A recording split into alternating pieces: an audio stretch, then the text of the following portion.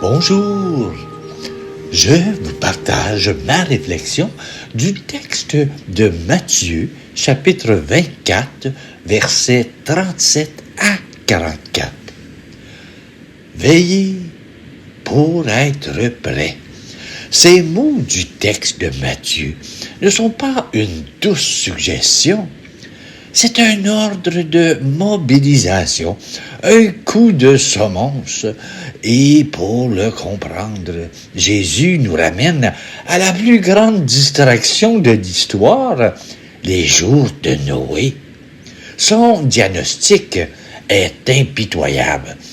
Quel était le péché des contemporains de Noé? Il ne faisait pas le mal, il faisait tout. Il mangeait, buvait, se mariait de toutes les façons imaginables. Leur péché était la normalité, l'indifférence. Ils étaient si absorbés par le train-train du monde qu'ils sont devenus sourds à l'avertissement qui marchait parmi eux, sous les traits d'un homme construisant une arche. Leur vie n'était pas mauvaise, elle était inconsciente, indifférente. Et c'est cette inconscience qui les a engloutis bien creux dans l'eau. Jésus nous dit, telle sera la venue du Fils de l'homme. Non pas un déluge d'eau, mais un déluge de réalité. Et il arrive, ce déluge, quand tout semble normal, 2 hommes au champ, 2 femmes au moulin, même paysage, même geste. Pourtant, un destin différent. L'un est pris, l'autre laissé. Ce n'est pas une loterie qui vient du ciel, c'est la révélation d'une disposition intérieure. Être pris, c'est être saisi par la réalité, par la grâce, par l'instant de vérité. Être laissé, c'est rester englué dans la routine, passer à côté de l'essentiel, parce que nous étions endormis, et vraiment endormis. Alors, comment veiller? Jésus a cette image géniale et un peu inquiétante. Si le maître de maison avait su à quelle heure le voleur viendrait, il aurait veillé. Le voleur ne prévient pas. Sa force, c'est notre sommeil.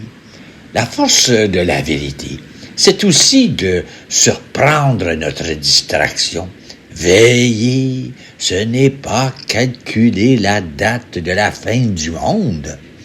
C'est vivre avec la conscience aiguë que nos certitudes sont des murs de papier et que la vie peut les percer à tout moment. Voilà le commandement existentiel. Tenez-vous prêts, vous aussi, c'est à l'heure où vous n'y penserez pas que le Fils de l'homme viendra.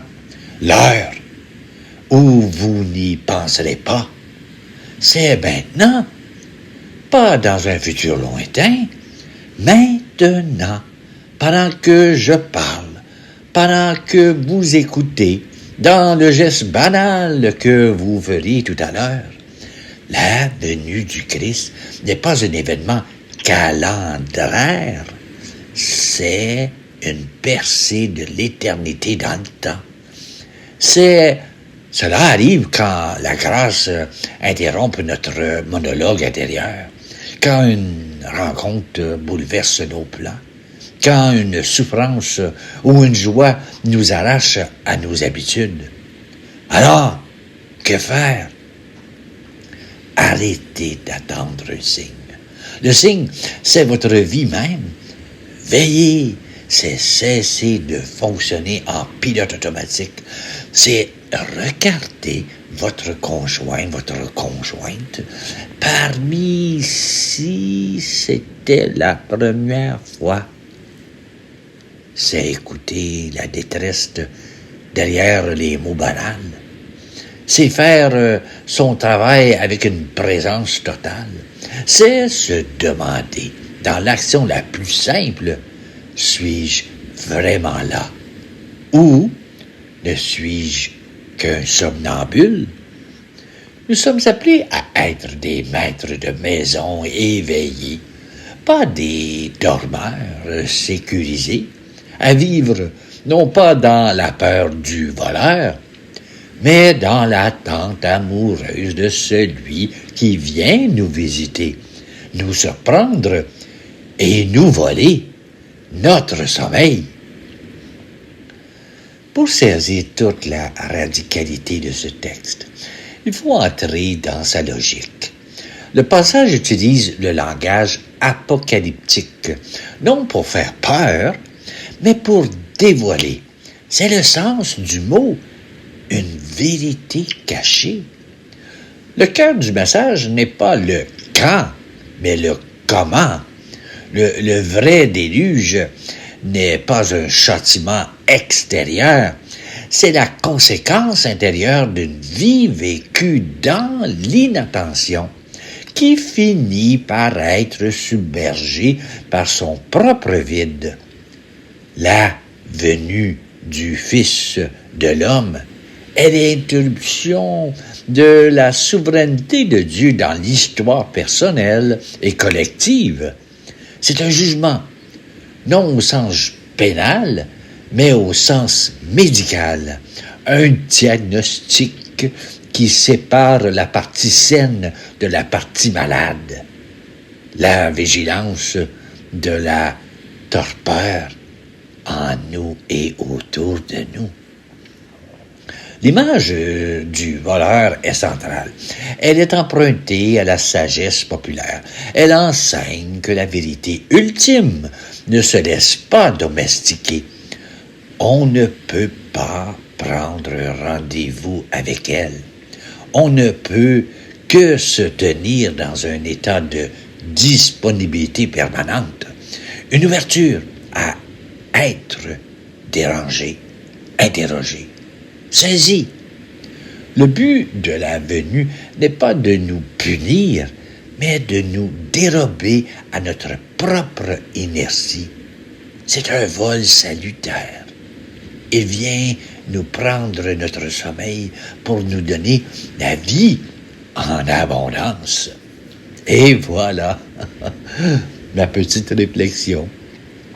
Je vous partage une prière que j'ai composée pour toi et je vais l'expliquer à la fin de la lecture de la prière. Et le titre est « Prière pour rester éveillé ». Seigneur, je viens à toi aujourd'hui en avouant que je suis souvent en pilote automatique. Je fais les choses sans y penser. Le café du matin, le trajet pour le travail, les courses. Ma tête est pleine de listes de choses à faire et de soucis. Et au milieu de tout ce bruit, je t'oublie. La parole de Noé me frappe. Ils étaient si occupés par leur vie normale qu'ils ont tout perdu. Je ne veux pas être comme ça. Alors, aujourd'hui, je te demande de m'aider à veiller. Aide-moi à être vraiment présent quand je parle à mon conjoint, au lieu de regarder mon téléphone, quand je joue avec mes enfants, au lieu de penser au travail, quand un collègue a besoin d'aide, au lieu de détourner le regard. Surprends-moi dans ma routine comme un voleur dans la nuit. Viens percer la bulle de mes habitudes. Quand je suis à mon bureau ou à la maison, prends-moi par l'épaule et rappelle-moi que tu es là. Fais de moi une personne prise par ta présence et non pas laissée à cause de mon indifférence.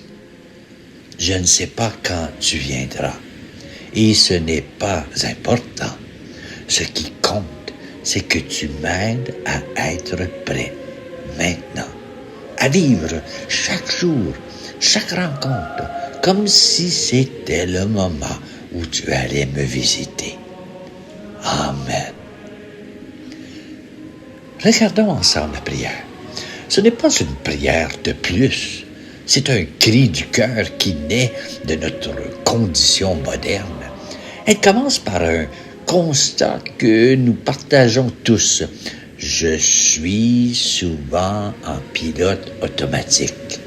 Cette phrase dit tout notre vérité. Nous fonctionnons, nous exécutons, mais sans être vraiment présents. Le café avalé, sans écouter.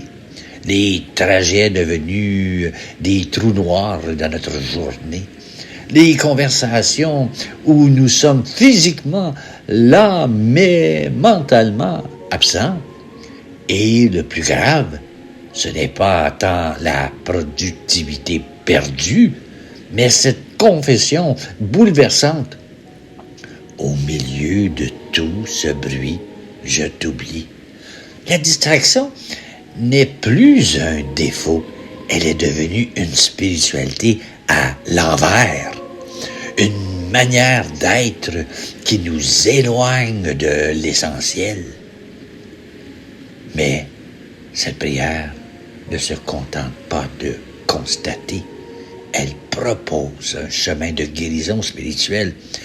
Elle prie ainsi: surprends-moi dans ma routine, comme un voleur dans la nuit. Voilà une demande audacieuse. Nous ne prions pas pour plus de confort, mais pour être dérangés, réveillés, interpellés. Et comment? Par des gestes concrets. Écouter vraiment, regarder dans les yeux, se rendre disponible. C'est là, dans l'ordinaire de nos vies, au bureau, à la maison, dans nos familles, au téléphone, que nous supplions. Prends-moi par l'épaule. Nous demandons à être de ceux qui sont pris par la présence, non par peur du jugement, mais par soif d'une vie plus intense et plus vraie. Cette prière transforme ainsi notre attente de Dieu. Il ne s'agit plus de guetter un événement futur, mais de vivre chaque instant présent comme le lieu même de sa visite. Est-ce que vous savez que Dieu écoute? Oh que oui! Et voilà, merci d'être là. Je vous souhaite une très belle journée.